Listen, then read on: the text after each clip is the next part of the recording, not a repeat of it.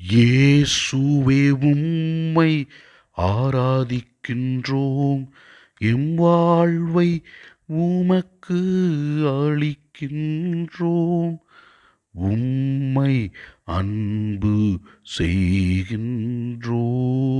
இயேசு நம்மோடு இருக்கின்ற நேரம் ஆசீர்வாதத்தின் நேரம். இயேசு நம்மோடு இருக்கின்ற நேரம் மகிழ்ச்சியின் நேரம். இயேசு நம்மோடு இருக்கின்ற நேரம் அற்புதத்தின் நேரம்.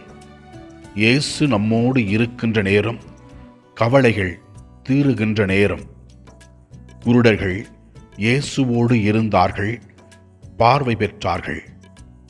முடவர்கள் இயேசுவோடு இருந்தார்கள், நடந்தார்கள். பேய் பிடித்தவர்கள் இயேசுவோடு இருந்தார்கள், அதிலிருந்து விடுதலை ஆனார்கள். நீர் எங்களோடு இந்த திவ்ய நற்கருணையிலே இருக்கின்றீர். உமது வார்த்தையின் வழியாக எங்களுக்கு ஆறுதல் கொடுக்கின்றீர். உமது உடனிருப்பின் வழியாக எங்களுக்கு அற்புதத்தை செய்கின்றீர். நீர் எங்களோடு இருக்கும் பொழுது நாங்கள் மகிழ்ச்சியாக இருக்க முடிகிறது. எனவே உமது அருள் பிரசன்னத்திற்காக நாங்கள் உமக்கு நன்றி கூறுகிறோம். முதல் வாசகத்திலே நாம் பார்க்கிறோம், யாக்கோப்பு தன் தந்தையிடமிருந்து ஆசீர்வாதத்தை பெற்றுக்கொள்கிறார். யாக்கோப்பு தன் சகோதரனை வஞ்சித்து அவனுக்குரிய ஆசையை கவர்ந்து கொண்டான் என்று திருவிவிலியத்திலே வாசிக்கின்றோம். பழைய ஏற்பாட்டிலே தந்தை மகனுக்கு கொடுக்கின்ற ஆசீர்வாதம் மிகவும் முக்கியமானது. அந்த வகையிலே யாக்கோப்பு தன் சகோதரனை ஏமாற்றி தந்தையிடமிருந்து ஆசீர்வாதத்தை பெற்றுக்கொண்டார். நற்செய்தி வாசகத்திலே ஆண்டவர் இயேசு கிறிஸ்து இவ்வாறு கூறுகின்றார், மணமகன் தங்களோடு இருக்கும் வரை மணவிருந்தினர்கள் துக்கம் கொண்டாட முடியுமா என்ற கேள்வியை கேட்கிறார்.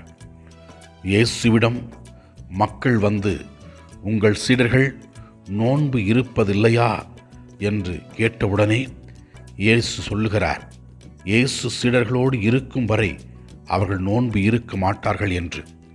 இதற்கு அர்த்தம் என்ன?